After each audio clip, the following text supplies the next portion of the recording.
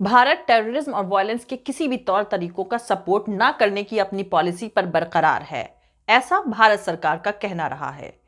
वहीं दूसरी तरफ बलूचिस्तान में वायलेंस की बढ़ती वारदातों और पाकिस्तान के दूसरे शहरों में बलूच लिबरेशन आर्मी की तरफ से करे गए हमलों के लिए पाकिस्तान ने हमेशा से ही भारत को जिम्मेदार ठहराया है। खैर, पाकिस्तान का भारत पर जो इल्जाम है उसमें कितनी सच्चाई है ये तो नहीं कहा जा सकता है, लेकिन मैं एक बेहद अहम बात आपको जरूर बताऊंगी जिससे आप पाकिस्तान के इल्जाम और भारत का बलूचिस्तान और बलूच लिबरेशन आर्मी को लेकर क्या रुख है उसका सही और साफ अंदाजा जरूर लगा सकते हैं। वैसे दोस्तों, मैं आपको बता दूं कि बलूच लिबरेशन आर्मी 1964 से ही एक एक्टिव अलगाववादी ऑर्गेनाइजेशन रही है और पाकिस्तान के बलूचिस्तान सूबे के साउथ वेस्ट में अफगानिस्तान और ईरान से सटी सरहद पर एक्टिव रही है। साल 2000 में पाकिस्तानी ऑफिसर्स पर हमले के बाद से चर्चा में आए इस ऑर्गेनाइजेशन की मांग है कि बलूचिस्तान को पाकिस्तान से अलग एक आजाद मुल्क का दर्जा दिया जाए।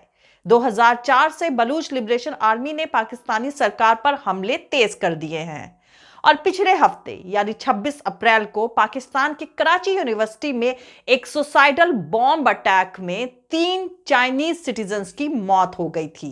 कराची विश्वविद्यालय के कन्फ्यूशियस इंस्टीट्यूट के सामने हुए इस हमले की जिम्मेदारी भी बलूच लिबरेशन आर्मी ने ली है। मतलब यह हमला भी 2004 से शुरू हुए उसी सिलसिले की एक कड़ी है। तो दोस्तों, यहां पर आपको बता दूं कि बलूचिस्तान में वायलेंस यानी हिंसक एक्टिविटीज और वारदातों के लिए पाकिस्तान ने हमेशा से भारत को ही जिम्मेदार ठहराया है और पाकिस्तान पर टेररिस्ट को पालने का इल्जाम लगाते हुए मोदी सरकार ने इशारा दिया है कि बलूचिस्तान के अलगाववादी नेताओं को भारत का सियासी सपोर्ट हासिल होगा। National security adviser Ajit Doval की तरफ से प्रपोज्ड पॉलिसी पर काम करने का फैसला नरेंद्र मोदी ने प्रधानमंत्री बनने के कुछ वक्त बाद ही ले लिया था, लेकिन अभी भारत की तरफ से इस पर कोई संजीदा बयान नहीं दिया गया है। अजीत डोभाल ने नेशनल सिक्योरिटी एडवाइजर का अपना पद संभालने के बाद से भारत में पाकिस्तान सपोर्टेड आतंकवादी हमले बढ़ने पर फरवरी 2014 में कहा था कि एक और मुंबई अटैक का अंजाम पाकिस्तान के लिए बलूचिस्तान खोना हो सकता है। और एक बार लाल किले से प्रधानमंत्री नरेंद्र मोदी ने पाकिस्तान के आतंकी रवैये की बात करते हुए उसे घेरते हुए बलूचिस्तान का जिक्र किया था। तो कुल मिलाकर अगर कहा जाए तो जानकारों का मानना यह है कि मोदी सरकार अगर चाहे तो पाकिस्तान की दुखती रग बलूचिस्तान पर हाथ रखकर इंटरनेशनल डिप्लोमेसी को नया मोड़ दे सकती है। वैसे भारत ने काफी लंबे वक्त से बलूचिस्तान मामले से खुद की दूरी बनाई रखी है। एक आध बार मुद्दा भी उठाया, पर अग्रेसिव तरीके से नहीं। वहीं दूसरी तरफ इंटरनेशनल मीडिया में कहा जाता रहा है कि बलूच लिबरेशन आर्मी को भारत के साथ साथ पाकिस्तान के सबसे बड़े सूबे बलूचिस्तान में काफी सपोर्ट हासिल है। तो आपको बता दूं कि बलूचिस्तान साइज के हिसाब से पाकिस्तान का सबसे बड़ा स्टेट है, लेकिन बंजर पहाड़ी इलाका होने की वजह से आबादी के हिसाब से पाकिस्तान का सबसे छोटा स्टेट है। बलूच लिबरेशन आर्मी के मुताबिक उनका मकसद बलूचिस्तान की आजादी है। वहीं इन अलगाववादियों का यह मानना है कि मिनरल वेल्थ से मालामाल इस इलाके के रिसोर्सेस का गलत तौर से एक्सप्लॉयटेशन किया गया है, जिसके खिलाफ यहां कई दशकों से इंसर्जेंसी चल रही है। बलूचिस्तान की सरहद नॉर्थ में अफगानिस्तान और वेस्ट में ईरान से सटी हुई है। इसकी एक लंबी कोस्ट लाइन भी है जो अरेबियन सी से सटी हुई है। यहां पाकिस्तान की सबसे बड़ी नेचुरल गैस फील्ड भी है। यहां सोने जैसे कीमती धातुओं का भी काफी भरमार है। हाल के सालों में यहां सोने का प्रोडक्शन काफी बढ़ा है। माना जाता है कि यहां ऐसे और कई रिसोर्सेज हैं जिनकी अभी तक तो खोज भी नहीं हुई है। वहीं दूसरी तरफ यह भी कहा जाता है कि वहां के अलगाववादी ग्रुप्स में से ज्यादातर इंडिपेंडेंटली काम करते हैं, लेकिन हाल ही में लोकल मीडिया में आई कुछ रिपोर्टों में दावा किया गया है कि इनके बीच कोऑर्डिनेशन, कोऑपरेशन यानी सहयोग बढ़ रहा है और मेनली इन ग्रुप्स का ध्यान तो पाकिस्तानी सिक्योरिटी फोर्सेस पर रहा है, लेकिन हाल के सालों में उन्होंने चीनी इंटरेस्ट को भी निशाना बनाना शुरू कर दिया है।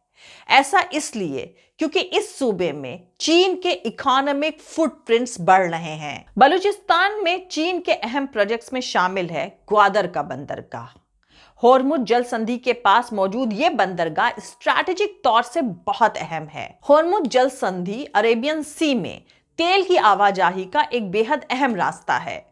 पिछले साल इस बंदरगाह पर काम कर रहे चीनी इंजीनियर्स पर हमला हुआ था, जिसकी जिम्मेदारी बलूच लिबरेशन आर्मी ने ली थी।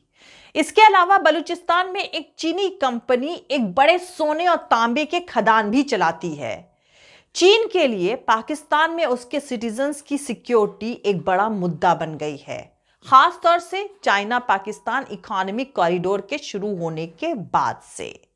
CPEC यानी चाइना पाकिस्तान इकोनॉमिक कॉरिडोर के तहत तकरीबन 60 अरब डॉलर से भी ज्यादा वैल्यू के प्रोजेक्ट्स पर काम चल रहा है। बलूच लिबरेशन आर्मी का कहना है कि वो इसलिए चाइनीज सिटीजन्स पर हमला करता है क्योंकि चीन ने उसकी वार्निंग को अनसुना कर दिया था।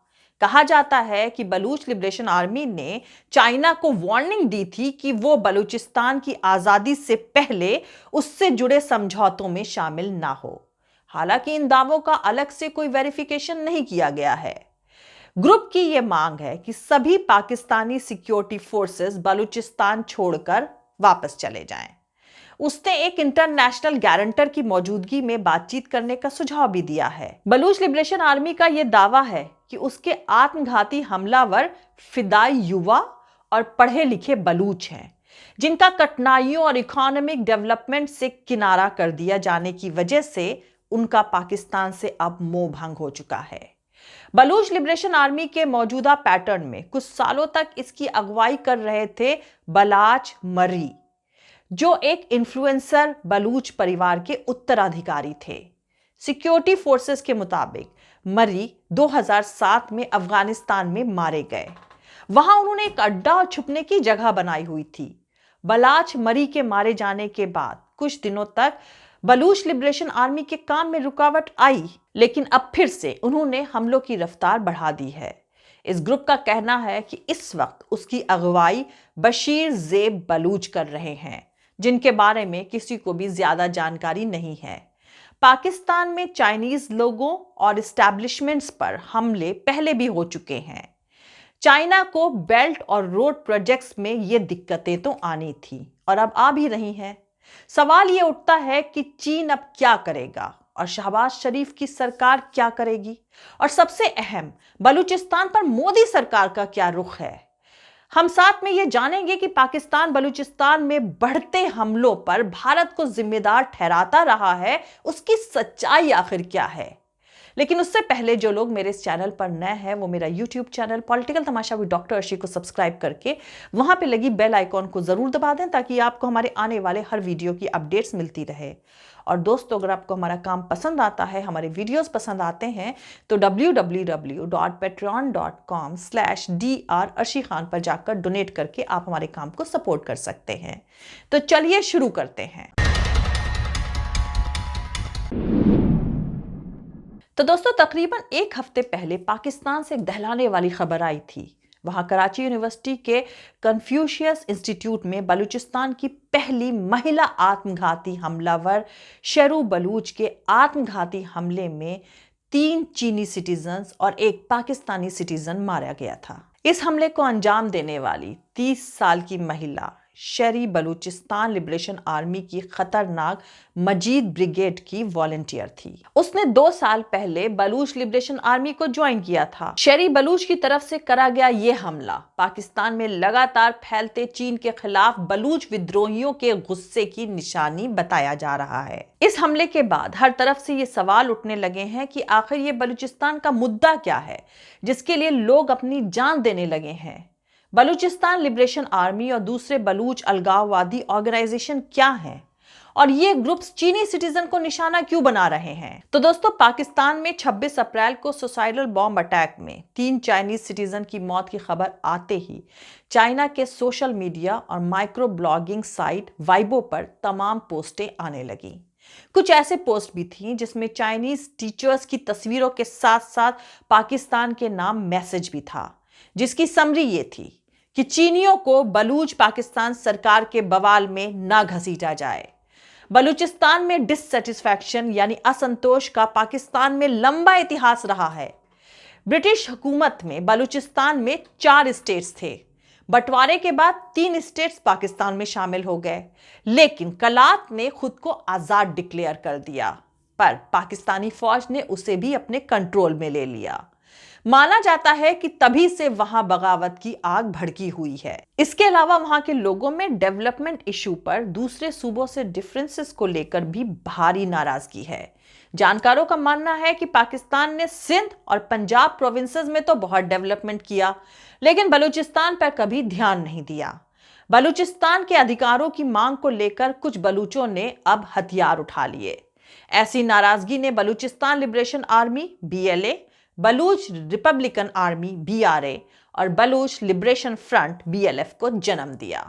1996 में बलूच नेता हैबियर मरी ने बलूच आजादी की मांग को सामने रख बलूच लिबरेशन आर्मी का मूवमेंट शुरू किया।